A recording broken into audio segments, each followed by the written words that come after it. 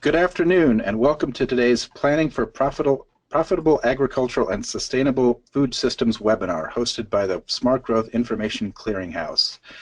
My name is Michael Bayer. I'm the Manager of Infrastructure and Development at the Maryland Department of Planning and Project Manager for the Smart Growth Information Clearinghouse. The Smart Growth Information Clearinghouse is a project of the Smart Growth Network and is partially funded by the U.S. EPA, Office of Sustainable Communities, and managed by the Maryland Department of Planning. In addition to hosting webinars like today's Planning for Profitable Agricultural and Sustainable Food Systems, the Smart Growth Information Clearinghouse has a website, smartgrowth.org, which is your one-stop on the web for the most current information on effective growth, development, and preservation practices. We provide timely news and information about events, funding opportunities, awards, and resources to help local decision makers foster healthy, resilient, and economically vibrant communities. The Clearinghouse is also the virtual home of the Smart Growth Network, a nationally recognized coalition of leadership organizations that have formally endorsed the principles of smart growth. This webinar is one in a series of webinars produced by the Clearinghouse on smart growth topics available for viewing at smartgrowth.org. We will be recording this webinar and will post it on our website. We encourage you to visit our website and subscribe to our weekly e-newsletter to get the latest nationwide information about smart growth and to learn about upcoming webinars. You can also find out about other planning initiatives and educational opportunities in Maryland by visiting Maryland Department of Planning's website, planning.maryland.gov.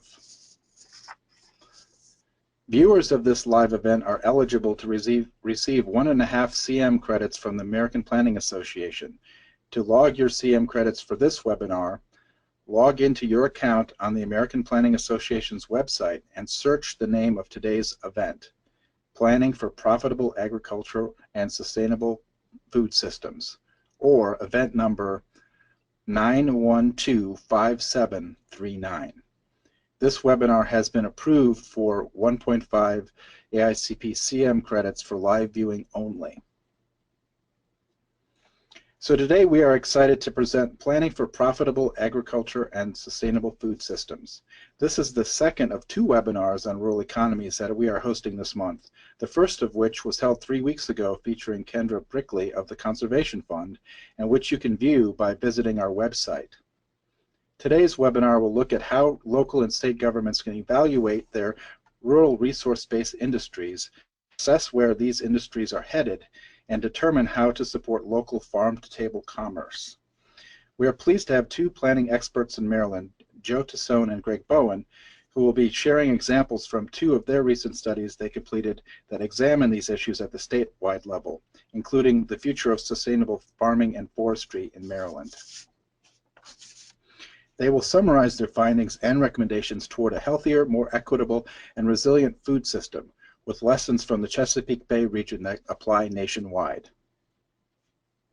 So by way of introduction, our first expert today is Greg Bowen. Greg is a member of the American Institute of Certified Planners and has more than 30 years of experience in land preservation and public policy. He serves on the Maryland Sustainable Growth Commission and is chair of its Rural Economies Work Group. Mr. Bowen also has a private consulting business, Stewardship Solutions, LLC. Our next expert is Joe Tassone. Joe is an ecologist, planner, and director of public programs. He has dedicated 35 years to researching and improving public policy and support for a variety of public and private sector objectives crucial in the scheme of local and global human ecology. These include integration of land use management and transportation planning with water pollution control and stewardship of forest, water, and wildlife resources, as well as sustainable interactions among communities, economies, and the environment, and most recently, sustainable farming, forestry, and food policy. Following these presentations, panelists will answer as many questions as time permits. You can ask a question anytime during the presentation using the questions tool in the control panel located on the right side of your screen. Now I'll turn it over to Greg to get us started. Welcome, Greg.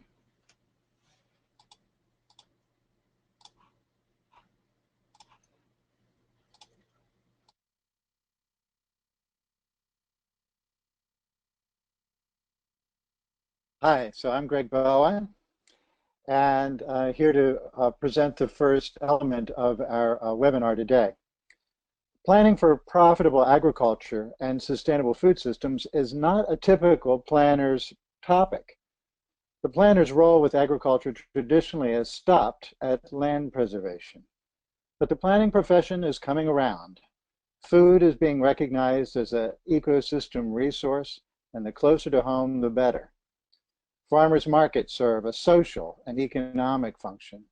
Local wineries and distilleries are a very popular element of a successful community. Planners want to know how to make sure that these uses can succeed. So now that planner interest is growing, how can local and state governments take stock of their resource-based industries, assess where these industries are headed, and determine how to support local farm-to-table commerce? The first study was commissioned by the Harry R. Hughes Center for Agroecology and conducted by the American Farmland Trust, Maryland Department of Planning, and Land Stewardship Solutions. The principal authors were Jim Baird, AFT, Joe Tassone from MDP, and I am a principal at LSS. So what's at stake? Even though Maryland is the fifth most densely populated state in the Union, there's more than enough farming and forestry to warrant a study and to find ways to keep them around. In fact, farming and forestry are the backbone industries of Maryland's rural economy. They're also critical to food security in the Chesapeake region and a host of environmental and ecosystem services fundamental to the quality of life we enjoy in the region. But sustainable agriculture is complicated. While agriculture has had a positive impact on our economy, it has also played a role in the pollution of the Chesapeake Bay and the decline of bay fisheries. In the 1980s, the Chesapeake Bay Commission, comprised of watershed states, Washington, D.C., and the EPA, began working on ways to reduce pollution from farmland and other sources. Maryland has been particularly proactive with environmental and smart growth policies and regulations to the extent that some were saying that these policies and regulations were killing farming and forestry. So our project sponsor, the Harry R. Hughes Center for Agroecology, with funding from the Town Creek Foundation, wanted us to evaluate the benefits and consequences of environmental regulations on Maryland farmers. Perhaps we might have the most restrictive in the country, and how much smart growth policies were protecting farm and forest land. Also, they wanted us to determine where farming and forestry are headed over the next 20 years in the light of bay restoration and smart growth initiatives. Now, we recognize that Maryland farming and forestry were evolving in response to market and other social, economic, and technology forces aplenty, so we had to factor them in too. And finally, we wanted to answer the question, can policy evolve to help? So we set out to answer the questions and see how we could make things work. And accordingly, we framed out our project to answer these four questions. What is sustainability? We know it's an overused term, but the concept is important. We all know what unsustainable means, and it isn't good.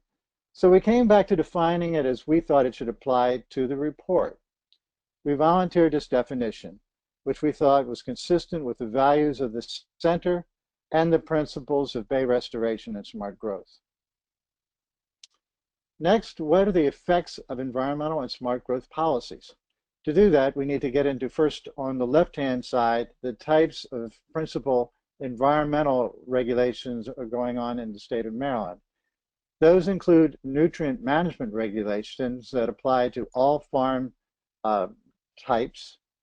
The phosphorus tool, which is mainly geared towards regulating manure off of animal farming operations. Cover cropping, which is an incentives program from Maryland, paying for the cost of seed to do cover cropping to encourage more land to be under cover and therefore reducing nutrient runoff. And then the Conservation Act, Forest Conservation Act, which limits forest removal as properties develop. Then looking on the other side, the smart growth policies, planning and zoning changes. The counties have responded to interest in reducing the amount of sprawl by including tougher regulations in their comprehensive plans and zoning regulations. How are they working? We also have a plethora of land preservation tools at both the county and state levels. Are they working?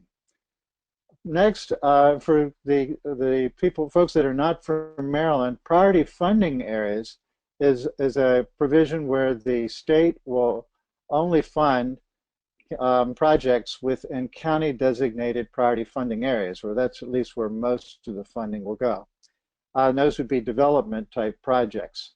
And then priority preservation areas are designations again by the counties where they want preservation to occur.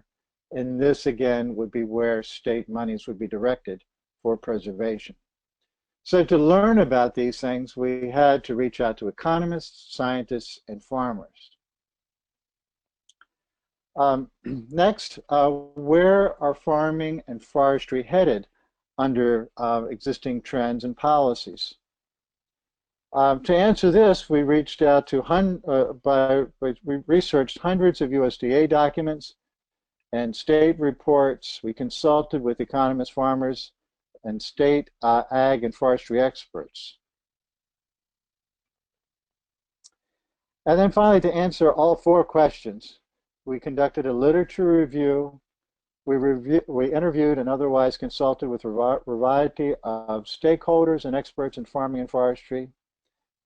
We estimated the future growth and development under current land use policies to assess their effect on the industries. We synthesized these resources of information to produce a preliminary report and then incorporated input from the review by stakeholders and experts to create a final report. And we would urge that any state that wishes to do a similar study would follow a similar process, as we think this one served us well. So, the tale of agriculture on the East Coast, and in particularly Maryland, could be described by this graph of Maryland's specialty crops. You see, up until 1940, farmers in Maryland basically fed their residents. And that was true up and down the coast and probably everywhere in the country. Yes, coffee was imported, and there were oranges in the Christmas stocking, but the staple foods were local. In other words, the food systems were geographically small. Food processing was minimal, and what type of processing happened was usually in nearby towns and cities. As the U.S. food system modernized and grew into one large system in the 20th century, Maryland farmers and those along the East Coast suffered. The development of interstate highways allows fresh fruits and vegetables to travel as far away as California, and the irrigation of the Central Valley allowed fresh crops year-round. Trade agreements beginning in the 1970s allowed countries with cheaper labor to flood markets that further undercut the profitability, particularly of vegetable and fruit producers. As farms were failing, farmlands were being eagerly purchased by developers seeking cheap land for suburbanites. Maryland's farmland acreage over that period dropped from almost 6 million acres to just over 2 million acres just in that one century.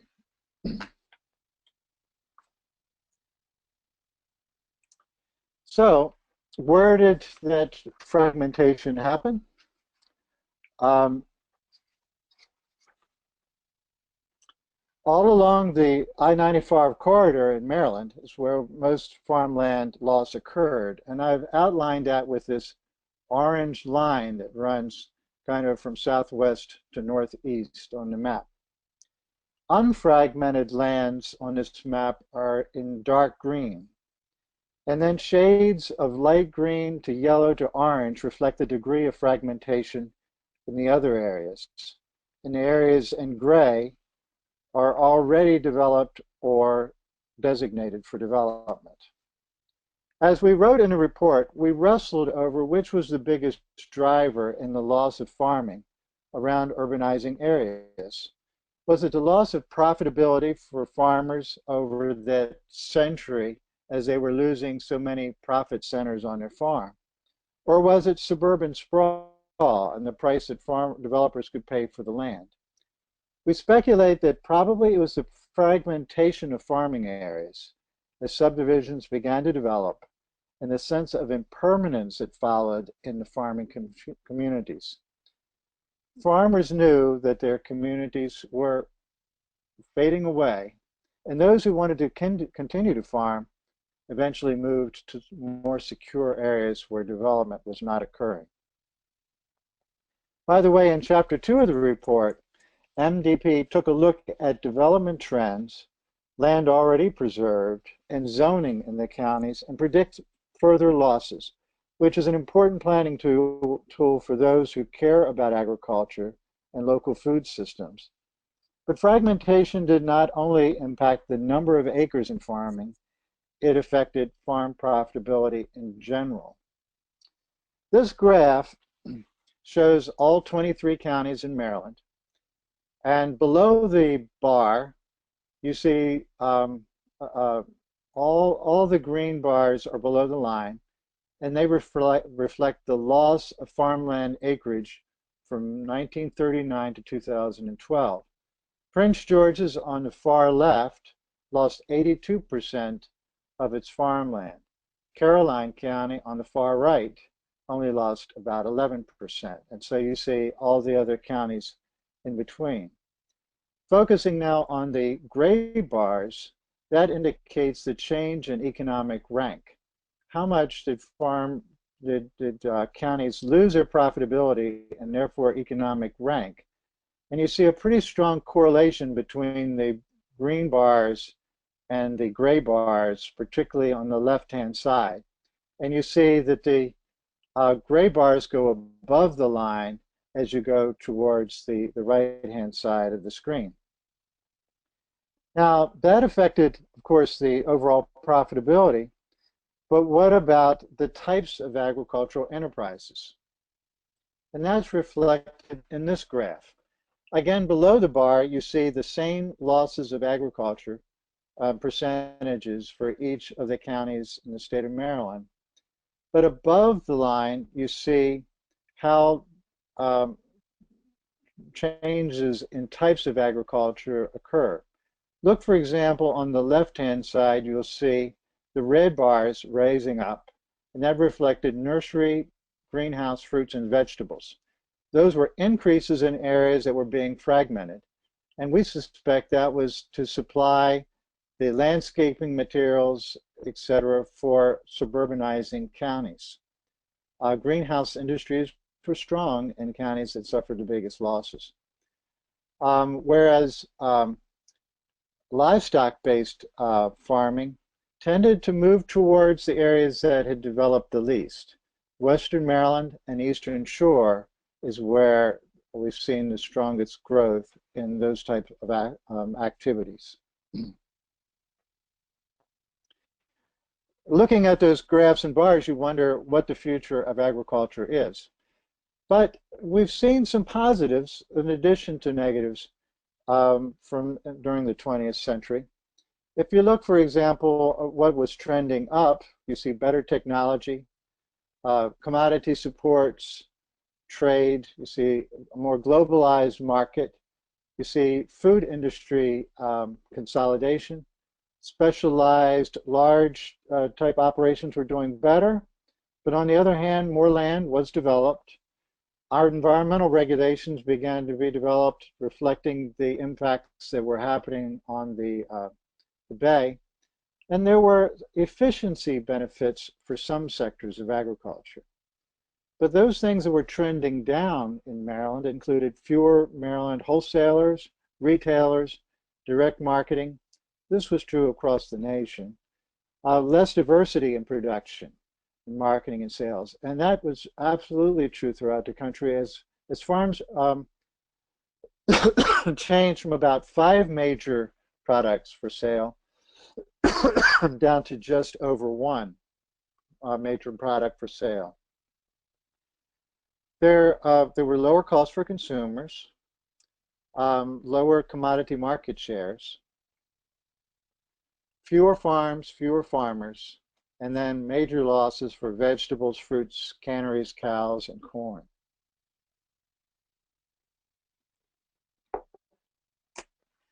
So this next table is out of the 2012 Census of Agriculture, this one from Maryland.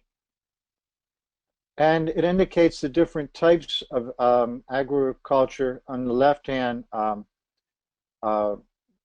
side of the graph.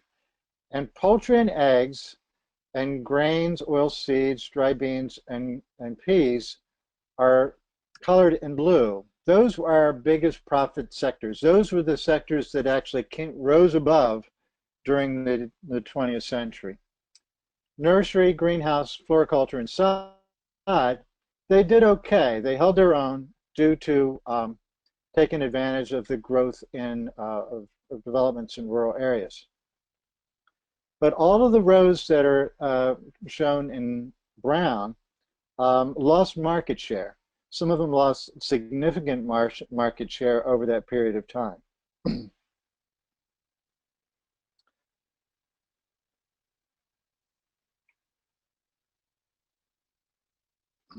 However, some things seem to do better.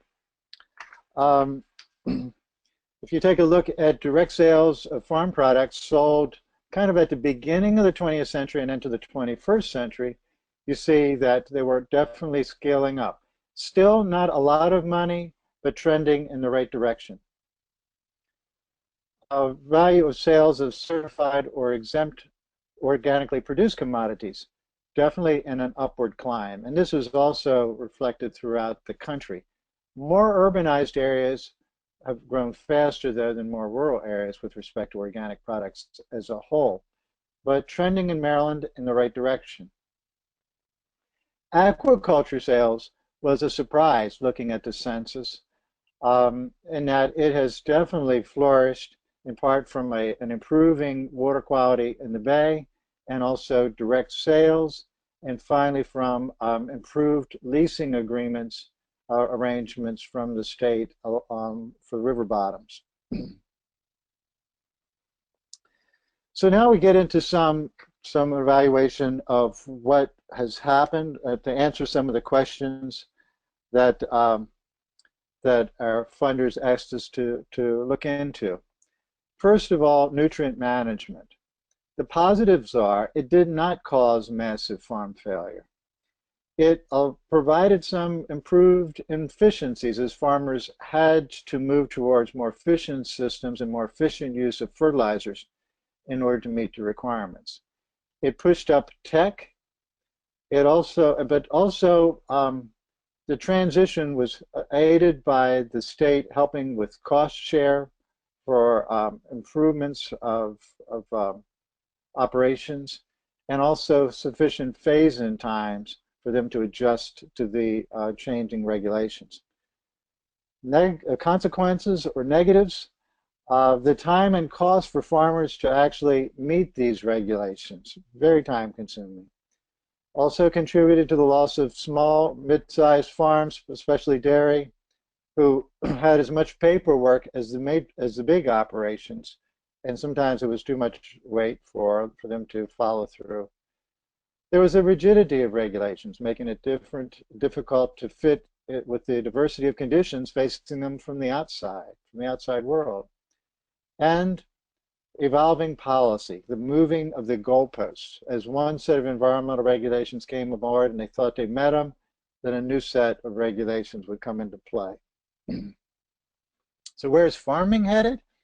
Well, poultry, grains, nursery horticulture, and more local and value-added production, these things are moving up in Maryland.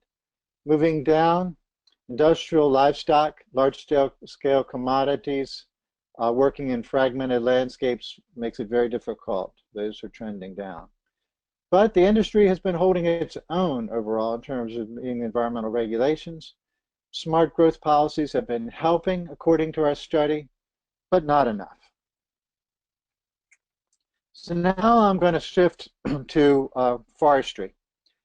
One of the amazing facts that we've discovered looking at trends in forestry from 1914 to 2013 is that we actually have about the same number of acres of forest land.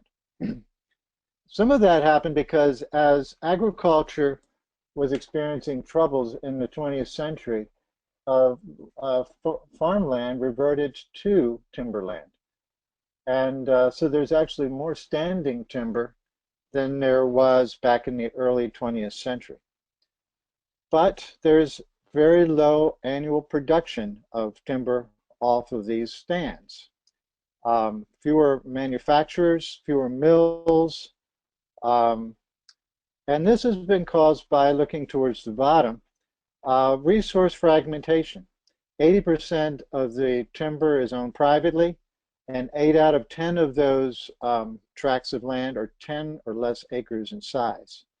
Plus, in suburbanized areas, neighbors complain about timber harvests. Harvesting is, the permitting makes it more difficult, unreliable supply chain, local markets shrinking. So where is forestry headed? Well, with more landlocked, fragmented supply, constraints by owners, neighbors, sediment erosion control regulations, and markets, it's been difficult. And that's created fewer markets, fewer manufacturers, and the erosion of incentives for the industry and investment. So if we want forestry to continue, we need to work more to make that happen. In the confluence of fragmentation, sediment and erosion control, harvesting permits, neighbors' objections, etc., it's resulted in unreliable supply chain for local mills and manufacturers. It's harder for trucks with logs on them to meet road standards. So a lot of problems. We think that it's undermanaged, underutilized resource, and it's something that we need to take a look at. So the impact of smart growth and environmental initiatives overall, it's been a positive with respect to zoning changes and policies and land preservation. The septic bill, not enough to really decide whether that's helped or hurt. Environmental regulations, the cover crop program has been great. Nutrient management regulations have kind of been a wash in terms of amount of land lost. It is a benefit, though, for the Chesapeake Bay. And the phosphorus tool is too new. We figure it's an unknown at this time. So can policy help? We think, again, this has been something that planners haven't really worked at very hard, and nobody else has helped these industries very much. We think that strategic planning efforts for both industries could help keep them around in the confluence of land use, rural economies, development, land preservation policies. All of these do influence agriculture and forestry. We need for these industries to be more engaged and to work to help keep them around. Working landscapes are still being lost. Profitability in today's landscape is a challenge, but there is more public support for these emerging markets, and so that's positive. Factors in Maryland affecting the future of agriculture. Maryland residents support land preservation, and they support local food purchases. That is a huge positive. However, local zoning regulations often do not support value-added production. Model ordinances were written long before the local food movement, and therefore zoning just doesn't match what the needs are. Likewise, health and safety regulations were written for large-scale value-added processing and not written for mom-and-pop operations, and so they have been a major impediment. Joe's going to be talking more about that in just a few minutes. So I go now for a minute or two to APA's website and APA's policy guide on community regional food planning. And in that they say food is a sustaining and enduring necessity, yet among the basic essentials for life, air, water, shelter, and food, only food has been absent over the years as a focus of the serious professional planning interest. So we need to do more there. There's also a recognition that food system activities consume a significant amount of urban and regional lands. There's an awareness that planners can play a role with reducing the incidence of hunger and obesity, and the understanding that food systems represent an important part of community and regional economies. We think that our report gives planners the backstory and a path to a sustainable future for farming and forestry. We just all need to be partners in this effort. With that, I want to turn it over to Joe to cover the next study that we've been working on. Good afternoon. This is Joe. The second study that I'm going to talk to you about was focused on local and regional food systems in the Chesapeake Bay region. It also was supported by the Harry R. Hughes Center for Agroecology with support from the Town Creek Foundation. And this research project and what I'm going to go over is really a pretty direct segue from what Greg just did. And I'm going to touch on two slides that come from this presentation he showed to show that. This one you'll remember. So here we're talking about the group of commodities or products in blue background, poultry and eggs, grains, and seeds to feed the poultry. Those are Maryland's really stable or growing commodity scale products. Nursery, greenhouse, etc., that's serving the development market in significant part is also growing. And everything else, is it declining? Is it growing? Well, a lot of it has been declining over the past 100 years, as Greg described, on a commodity product scale. But on a direct market value-added local scale, as he also showed, it's been growing. And so that's what we're going to talk about now is local food to table commerce.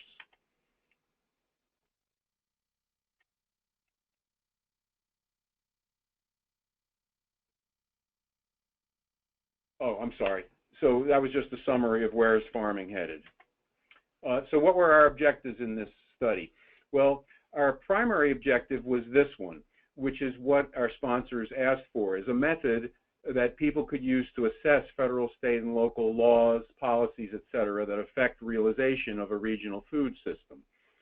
But we wound up, as we explored this, what we learned caused us to add a second objective, which is what might be some strategic next steps toward a regional food system, that is farm-to-table commerce that's environmentally, economically, and socially sustainable, because that's really what the movement around local food is, and the obstacles that are there from things other than government laws and policies and regulations are very significant also. So what's the national reality? Well, one study that we found shows that for every $1,000 spent on food each year, less than 7 of those dollars are going to direct local purchases. If you extrapolate that to the Chesapeake Bay region, particularly the Baltimore, D.C., Northern Virginia metropolitan area, you're talking about $26-some billion spent on food, and that $7 per thousand ratio equates to about $182 million spent on direct local purchases. And so that's suggesting that there's a whole lot of money that's going into a food system that isn't really very local or regional every year in the Chesapeake Bay region. So I'm going to be talking a lot about the supply chain. And so I put this graphic in here just in case anybody didn't know exactly what the supply chain is, it's the everybody and everything involved in producing food and getting it into consumers' hands and mouths. So it goes through production, processing, adding value, aggregating and distributing it to wholesale, institutional, restaurant, and retail consumers.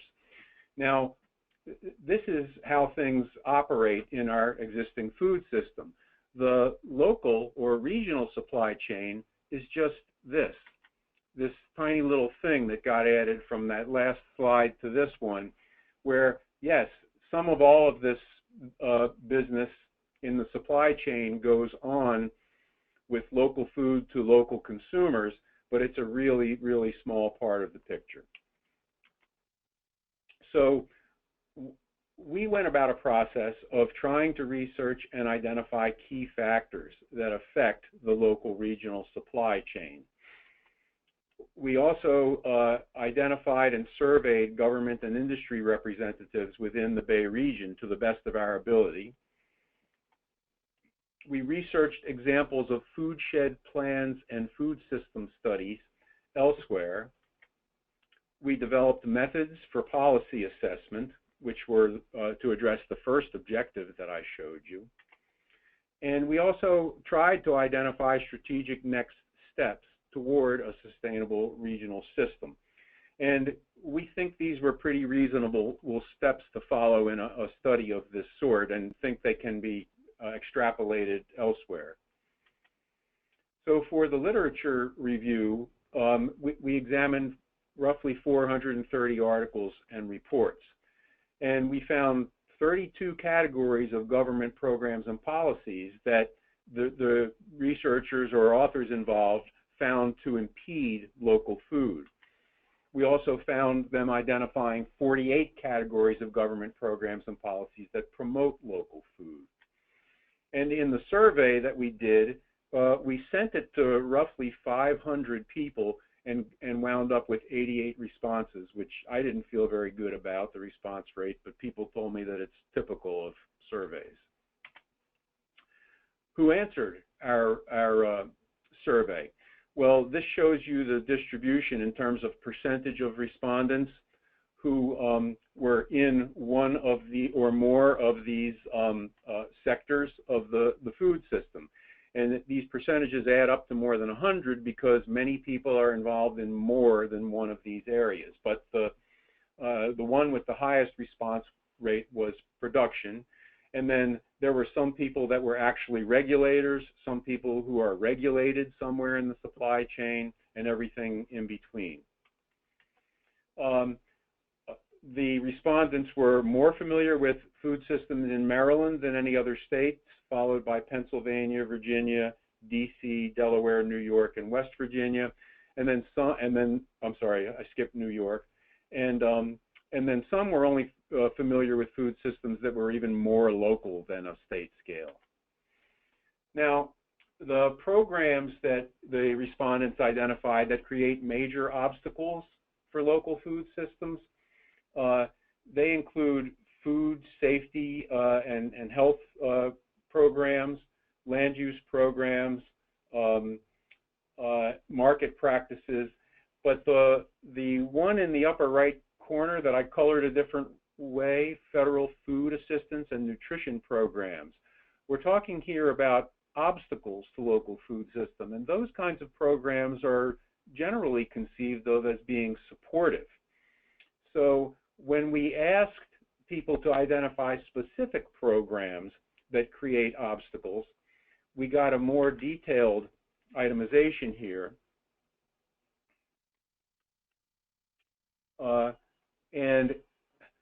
What you see is that programs that there are some programs that are anticipated as supports here that have pretty high numbers of responses. I'm going to change my screen a minute so that I can see something. Excuse me. Okay.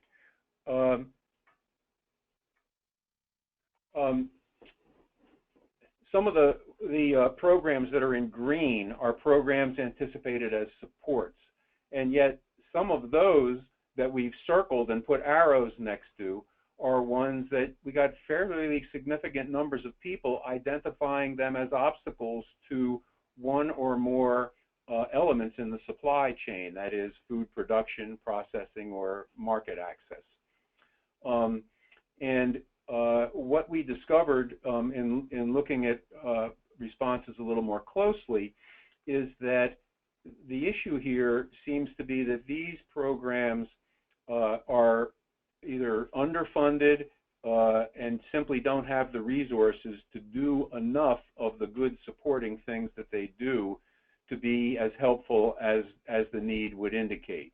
And so people were responding to the survey calling them obstacles when in fact they are supportive and they're recognized as supportive. It's just that more of them is needed.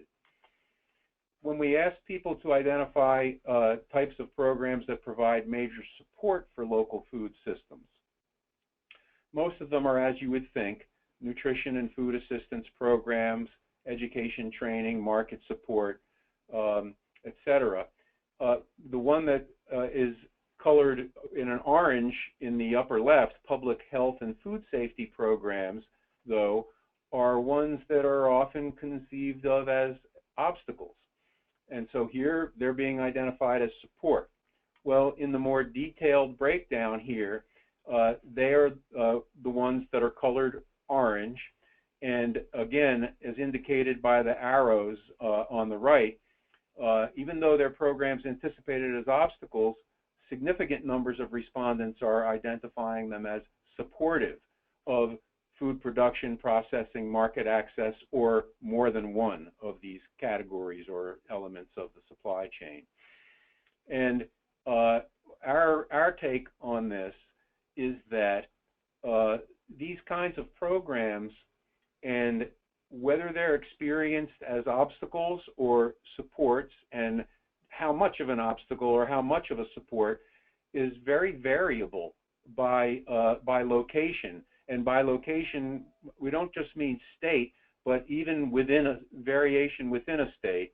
And looks like it's probably a function of how regulatory requirements or certification requirements coming from above are administered by either the locality or the state, and what is the relationship between the regulator and the regulated people as to whether or not they're perceived or experienced, in fact, as an obstacle. And so this whole thing about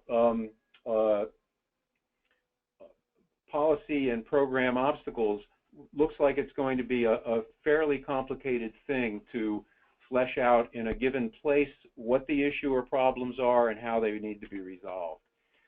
So when you take all of the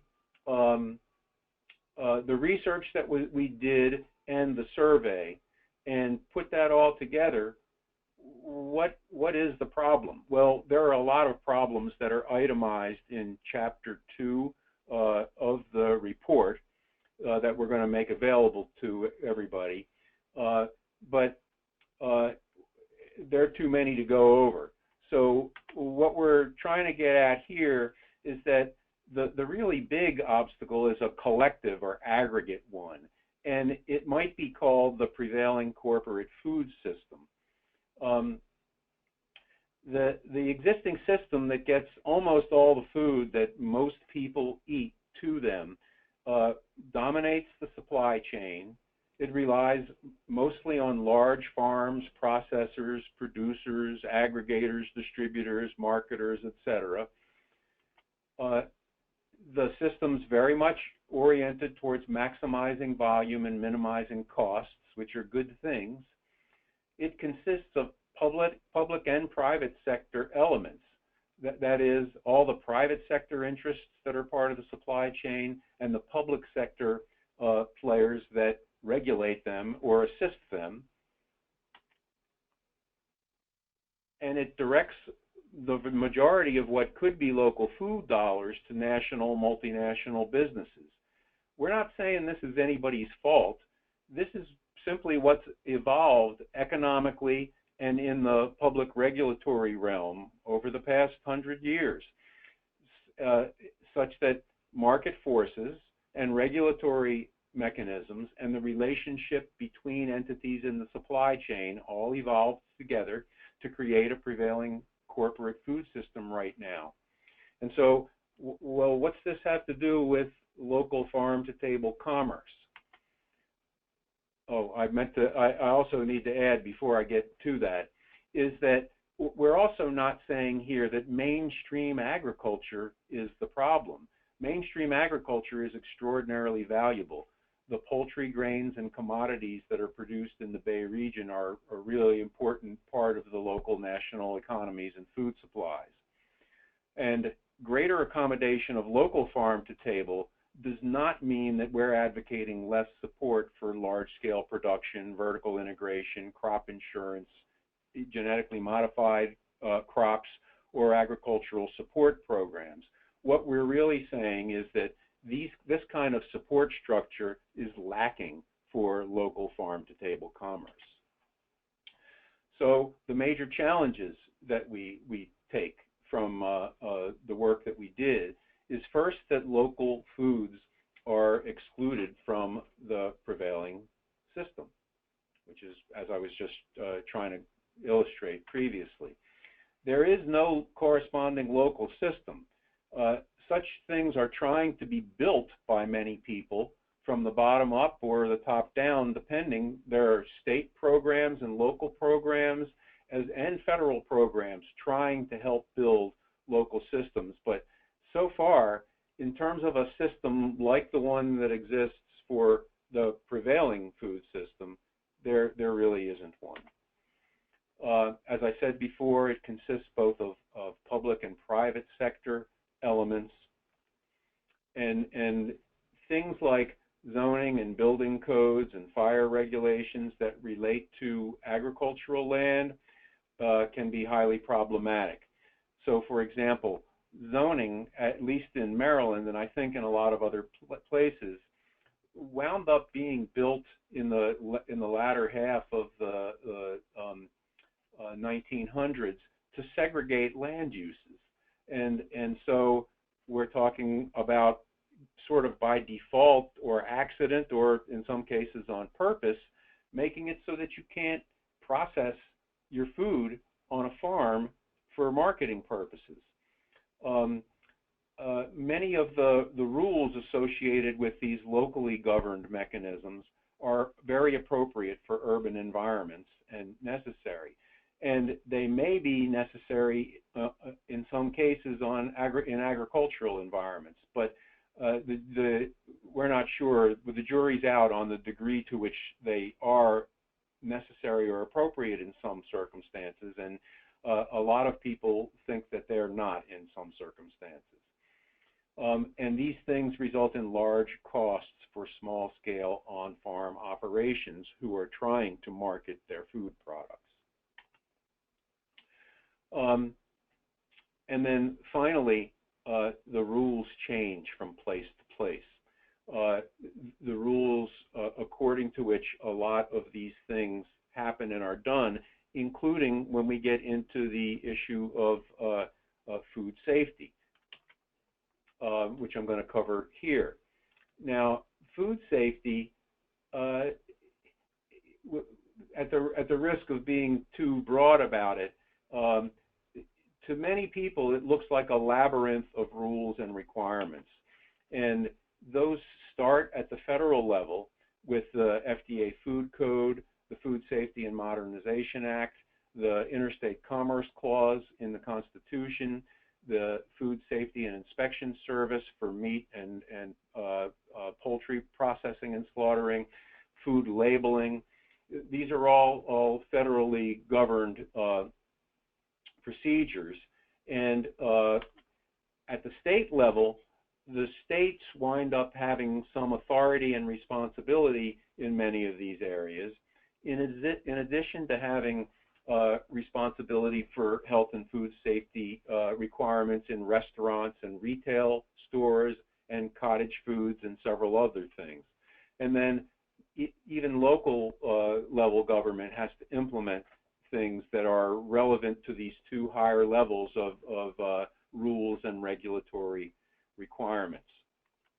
Now, as an example, though, the Food Safety and Modernization Act exempts producers and handlers of products below a certain level of volume, and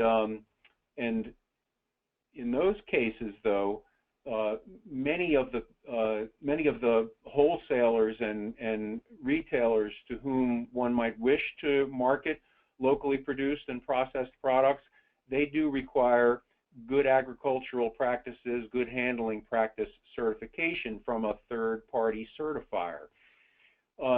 When we looked into this and talked to some people who are involved in these food safety and health fields, we find that that GAP and GHP certification, in a sense, if for the large number of people who have to satisfy those kinds of requirements, it's not exactly the same thing as being responsible under the Food Safety and Modernization Act for the same requirements, but it almost might as well be.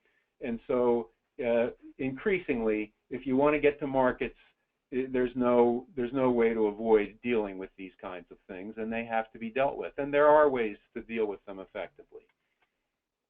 But the end result of all of these obstacles and numbers more that are cataloged more detail in Chapter 2 of the report are it's a lot easier to get a tomato from Mexico on store shelves than a tomato from down the street. And it's really difficult for local farmers to access the vast majority of the market that's responsible for all those food dollars. So what recommendations did we make toward a regional food system? We made a lot of them, and I'm just going to try to go over a few of them here. First, we think that it's a good idea to try to make some sort of statement about what are we all trying to achieve. And if it's a viable regional food system, and a common objective is that we suggested in the report is this one: creating local food system infrastructure that's just like the prevailing corporate system, but instead it's designed to move locally produced stuff efficiently and profitably through local and regional chains to everybody who needs them, while minimizing waste and maximizing recovery. Now, that there may be better common objectives to establish, but we had to come up with something. So what would it mean if we did that? Well, it would mean changing the local supply chain from the one that it currently exists, which is fairly limited in terms of market outlets and access to the vast majority of population in the ways that are necessary, and converting it to something where local production gets integrated into this larger system. And these pictures are the same ones that I showed on the first characterization of the prevailing system. So I don't mean to say here that the local production is going to take over the prevailing system. There's no possibility of that anytime in any of our lifetimes.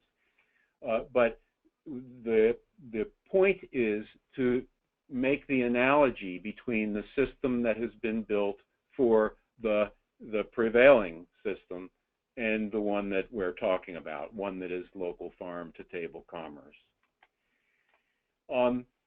Part of our recommendations center around assessing obstacles and identifying scale appropriate opportunities. And we think that in order to do this, it's going to require working from the top down, including federal trade, farm, food, and safety policies and support programs, and from the bottom up with local producers and markets, fire and building rules, zoning, and seeing where the two can meet, because all of these things are important. Now, in the report in Chapter 4, we articulate a whole bunch of key policy questions that we think can be asked at federal, state, and local levels to help assess obstacles that relate to the policy end of things. But the market end of things is a whole nother world to be addressed. and it has to be addressed also. But we think that as efforts proceed from the top down and the bottom up, there's got to be collaboration between all levels, so regional, federal, state, and local, because all of the issues, problems, and solutions aren't neatly divided between those levels. There's integration and crossover between them. And now, one of our recommendations is also for a regional food policy council for the Chesapeake area. The Harvard Food Law and Policy Clinic has two really good publications, one called Putting State Food Policy to Work, the other Putting Local Food Policy to Work, and these are really, I think, essential reading. And so we think that would be a good idea. And what we're conceiving of a regional food policy council to do is to try to do some of the things that most individual stakeholders who are into production, into processing value added, trying to do something with local aggregation and distribution, marketing. We think that many of those stakeholders don't have time to do a lot of things, and we think there need to be some entities that have some capacity to address some of these issues and help fill gaps in the supply chain between stakeholders. So one of the things that we think might be important for a regional food policy council is to do a Bay region food shed system assessment, looking at and researching current and potential shares of the supply chain that go to local foods versus the national, multinational system, beginning to survey the system infrastructure that does exist for local foods, and it is building, going from production through sales, and looking at the growth potential in each of those elements of the supply chain. Also identifying deficiencies and opportunities there, and supporting the bottom-up state and local levels by giving them tools and information and working with them to identify things that could be done by a party that has capacity to do them in tandem with stakeholders who are doing more standalone efforts to build things from the bottom up. In looking at system infrastructure and inventorying that, we thought it was a good idea to articulate what do we mean by system infrastructure. And it's this: the network of human, organizational, and physical assets and the relationships between them that produce it locally and move it through all the elements of the supply chain to the markets. But another part of the inventory is the policy end of things. And so for that, for policy assessment, I refer back to something I mentioned briefly before, is the policy questions that we provide in Chapter 4 of the report as a starting place to assess policy and how supportive it is, and if it could be more supportive at all three levels of geography and government. And of course, we attempted to apply those questions to each of the stages in the supply chain: production, processing, distribution, marketing, and selling. Now, the bottom-up efforts are the ones that are really happening all over the place, and I'm fairly confident that some significant number of people listening are the ones that are doing them. And there's too many of them to go over. Here's a few listed in this slide. Union Kitchen in DC is a food incubator that provides producers and people who want to do value added an opportunity to do that in a pretty sophisticated physical environment that is staffed by people who know what they're doing and can help producers or processors to get their act together on their end of the chain, and even with marketing and market access. Chesapeake Farm to Table, up until I think the last couple of days, has been a group of farmers in northern Baltimore County and perhaps the two neighboring counties to the east and west of Baltimore that have come together to coordinate their efforts to access chefs in the Baltimore region who want their fresh produce and fruits.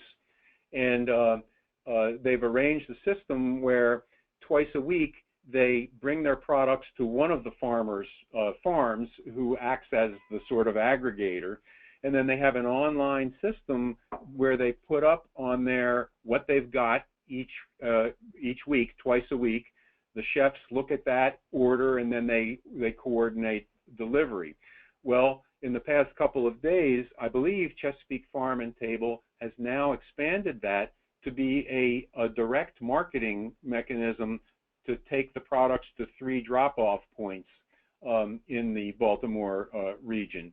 And so they're evolving that model. And all the rest of these here and many others are quite significant. And these are the kinds of efforts that are building this local food system. We recommend taking advantage of the momentum that exists and is evident both locally and across the country, with the #1 national trend in a study found to be the emerging markets for local and sustainable foods, the desire of consumers for that, 70% of whom are willing to pay more for fresh local products. We think that local foods, and so do a lot of other people, play a huge role in food security, and I think the reasons for that are obvious. And meanwhile, the example that I gave in the beginning, within just the Baltimore and DC metropolitan portions of the Chesapeake Bay region, there's $26 billion roughly of food money that could be recirculating through local and rural economies here, rather than going off into some multinational corporate chain. Some portion of that could really do a lot for our local economies. So there's lots of healthy local food being produced currently in the watershed, and the question is it in the region's interest to help make that grow? And can that question be answered in a way that will speak to policymakers and private investors? And so another thing that we think a food policy council or a body with some capacity for it could do is to make the case for local foods. What's the rural and other economic cost of not doing anything here? What share of the food economy is possible? What would be the economic benefit of that, and to whom? Would we be wealthier? Would we be healthier? How food secure are we?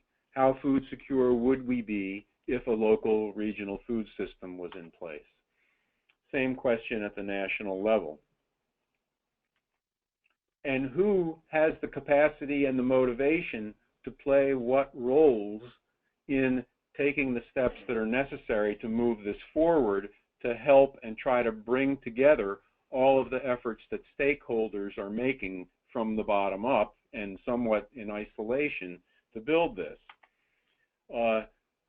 Who's in a position to do regional state food assessments?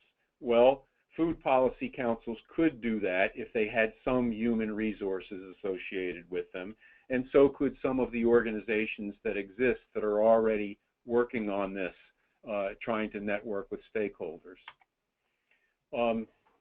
Same thing with the issue of inventorying local food system and infrastructure.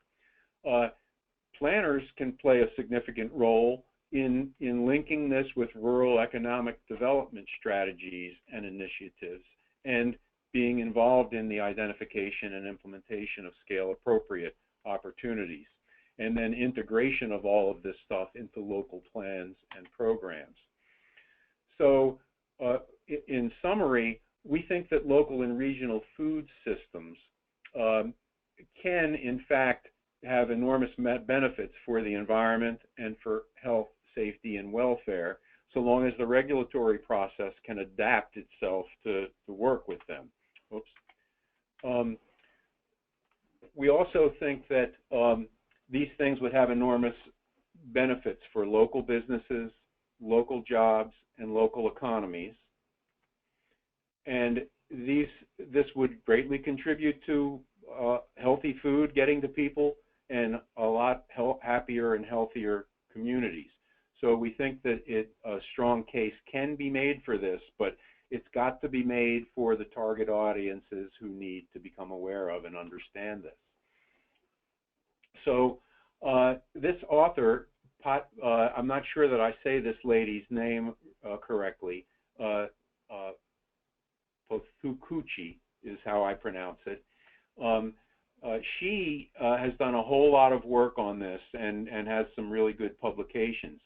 And this is adapted from one of her reports, arguing that planners have a really big role to play here, because we're the ones who are involved in multiple dimensions of community and process associated with them. And as many of you who are planners know, it's our job often to relate these multiple dimensions to things like spatial and land use policies, to brainstorm and gather and integrate and package information from diverse sources in ways that inform policies and decision making, as well as all of the rest of these things here. And the APA food policy guide that Greg referenced earlier has a host of suggested policies that are really good. We both highly recommend that if you have not looked at APA's policy guide. And with that, I'm going to end on this slide, which gives Greg and my contact information and links to the Center for Agroecology's website, from which these two reports can be accessed, with the proviso that the Health, Safety, and Welfare report, the one I was just talking about, isn't up on the website yet. It should be up by the end of the day tomorrow. And with that, I'll turn it over to Christine and/or Michael to orchestrate our questions. Great. Thank you very much, Joe, and thank you, Greg, for participating today, giving us a lot of great detailed information. We have about 20 minutes now for some questions for the panel, and we have been receiving questions throughout, so thank you for those who have submitted, and those who want to during this period can send something by going to the questions tab, and we'll take as many as we have time for.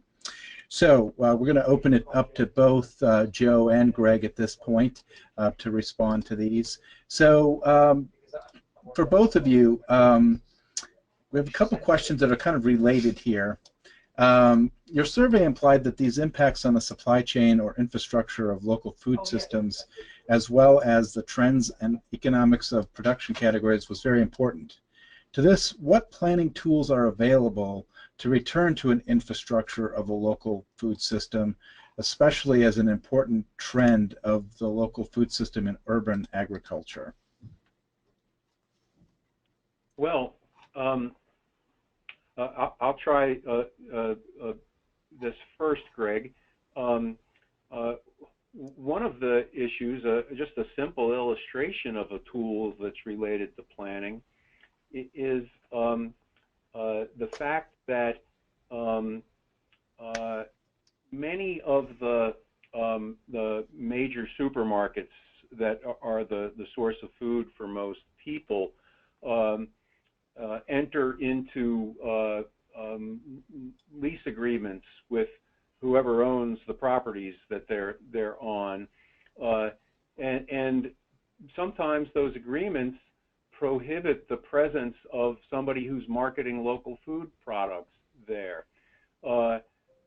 And so, for example, a local government with land use management authority could have a provision that makes a place for local foods and locally produced and processed products to be present, to have access to some of the major retail market centers in which big grocery stores that often don't want to carry that stuff exist.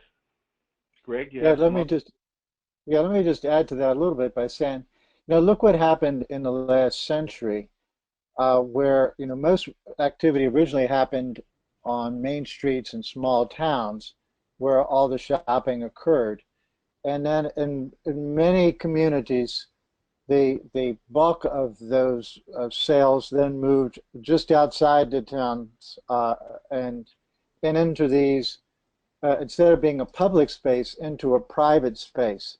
And in those cases, just as Joe was saying, there was lease agreements that prohibit local food. That's why you find so many farmers markets way off on the side and out of view of where the mainstream of the consumers or customers are going. So as we plan our towns, as we plan our communities, we should plan to have farmers markets and plan to have spaces for local businesses in and around our town centers, so that local foods can compete. Because right now, as you look at it, you go out up the main streets, and just as Joe was saying, you go into these major centers, there are no places to go where 95 to 98% of all the consumers are doing their shopping.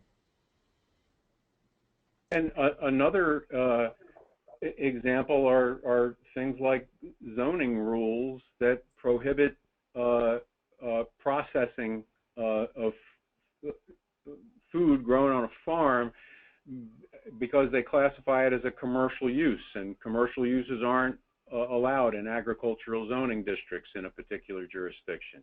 Or they might even consider it to be an industrial use. But yeah, as model ordinances were wrote those things out, and then most counties followed them when they were preparing their ordinances.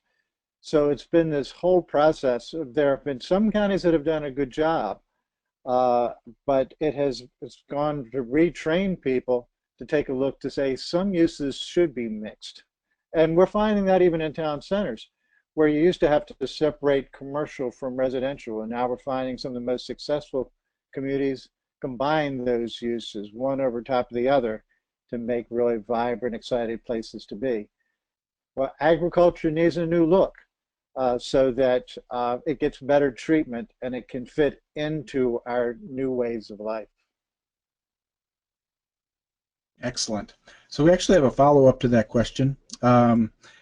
Did you analyze the option of recommending agricultural property tax reduction as a planning tool for designated urban infrastructure for a local food system to offset the much higher cost of land in urban areas?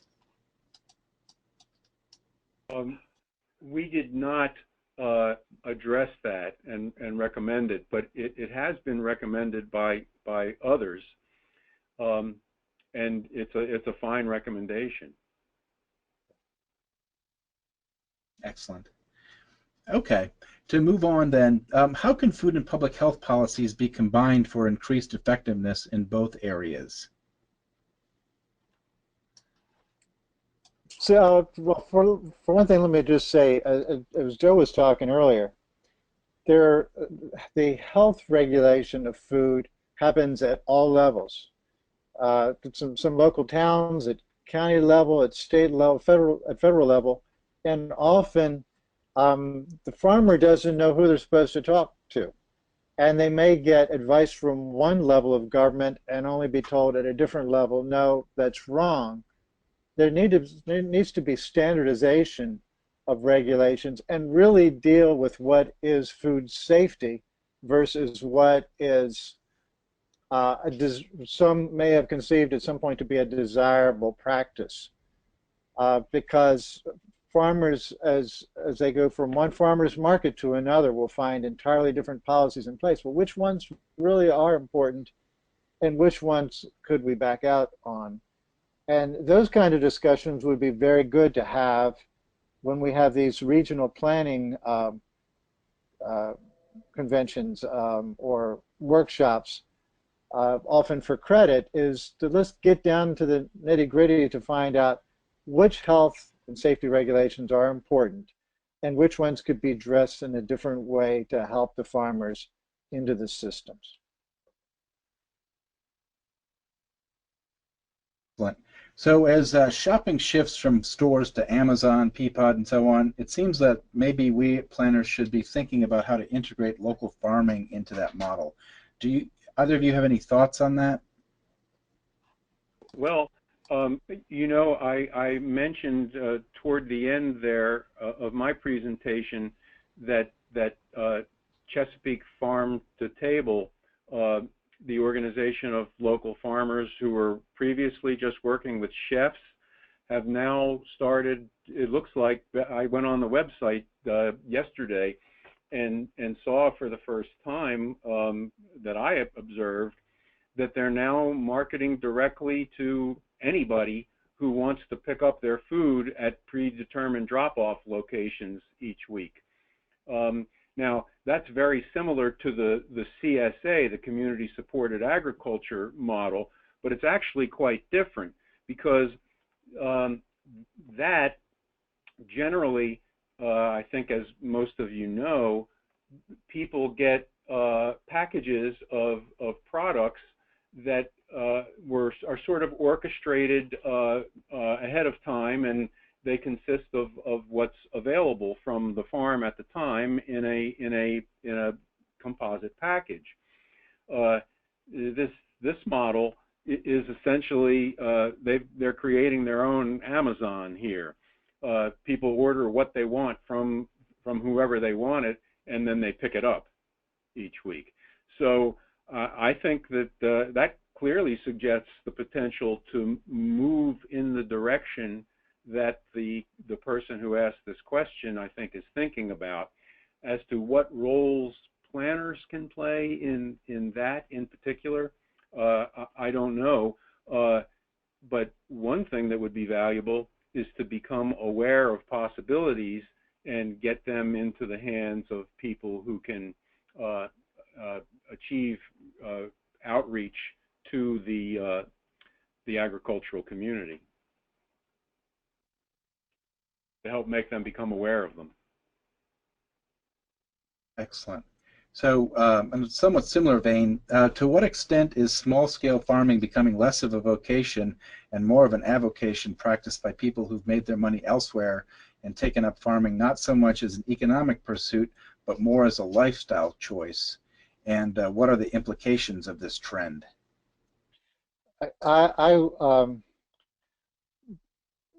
For several years, I worked with beginning farmers throughout the state of Maryland. And most of them were looking for it as a vocation and not avocation. Let me just say that if you're really serious into farming, it's not an avocation. It becomes a lifestyle.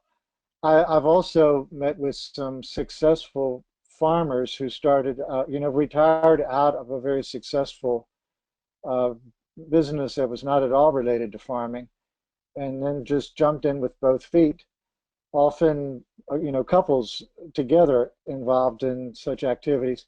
It is really hard work.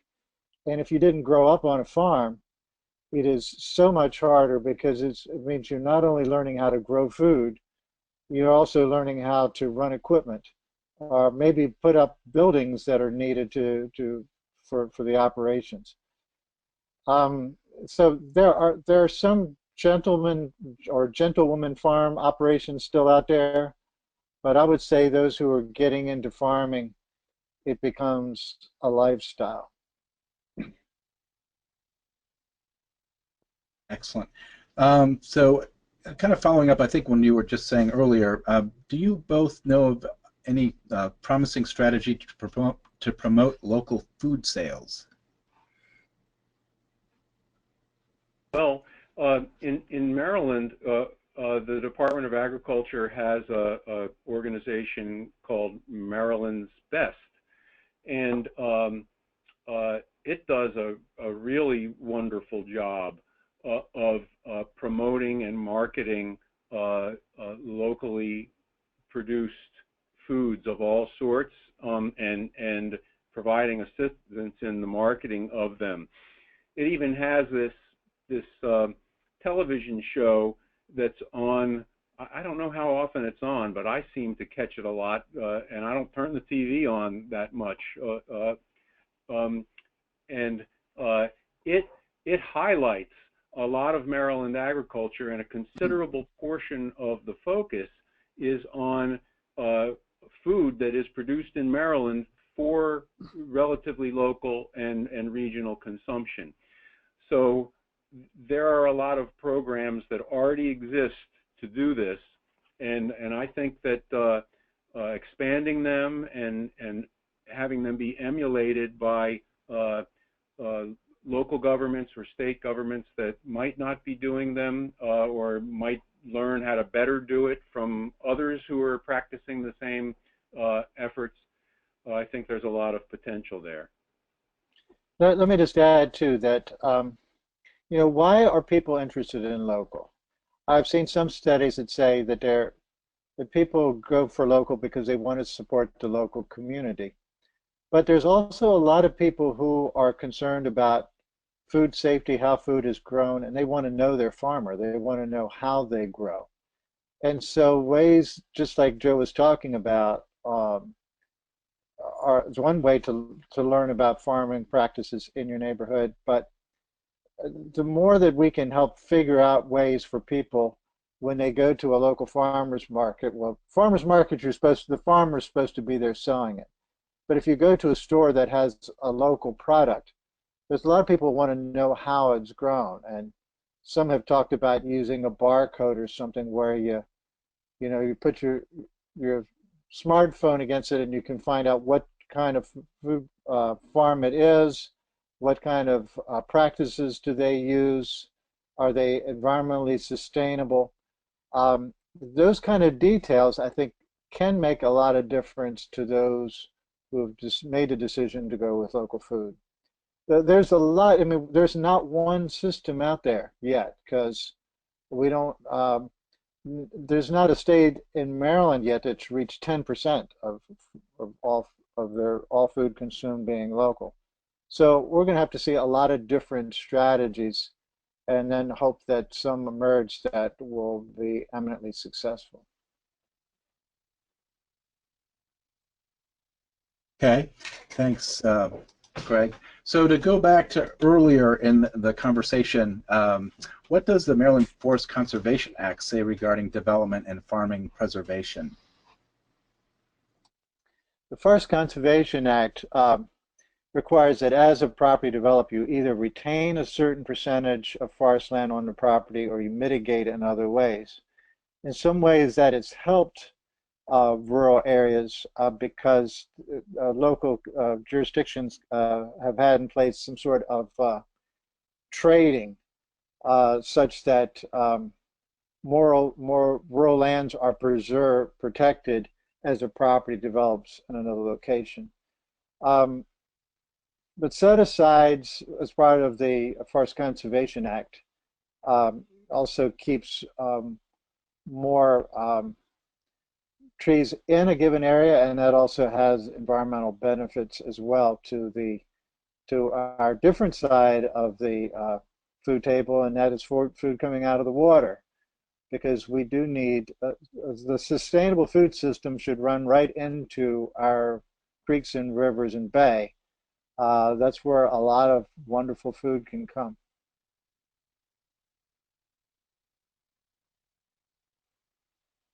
And thanks to everybody who's been sending questions in. We're just going to ask one more. We've gotten many more than we'll have time for, but we appreciate all of the input here today. So for the group, how can we as planners and the government encourage farmers to continuously farm instead of selling their land for urban development, and individual non-farmers to grow their own food? And how does Maryland encourage their residents to farm?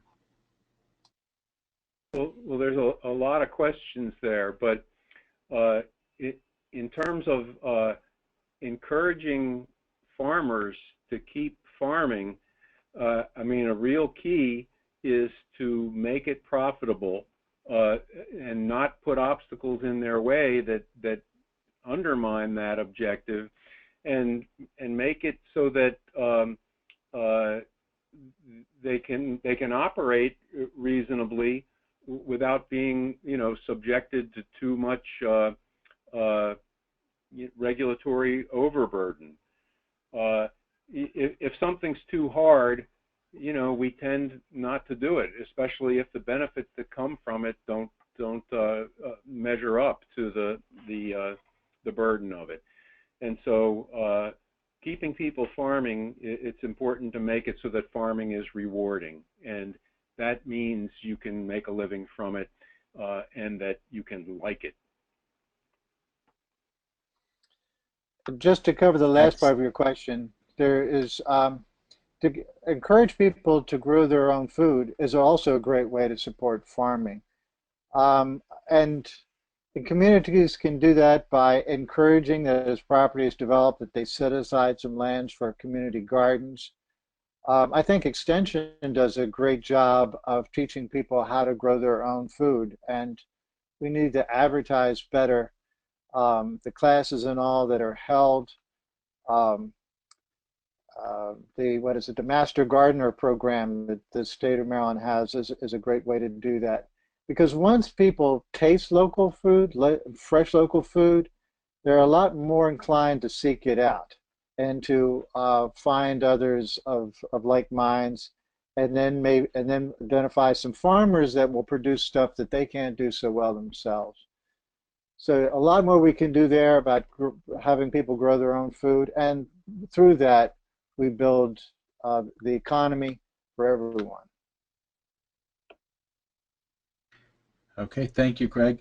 So thank you to everyone who participated and sent questions in. I'm sorry that we weren't able to get all of them today, but this will conclude our webinar, Planning for Profitable Agriculture and Sustainable Food Systems.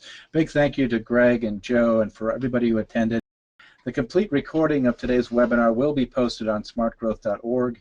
You can find it in our webinar archives, and when you exit from today's webinar, you'll be asked to participate in a short evaluation. Please take a few minutes to provide feedback so we can continue to improve the webinar experience for you. The Clearinghouse will be presenting other webinars in the near future. Keep an eye on the smartgrowth.org website and our weekly e-newsletter for details. And thank you once again, and we hope that you will join us again next time.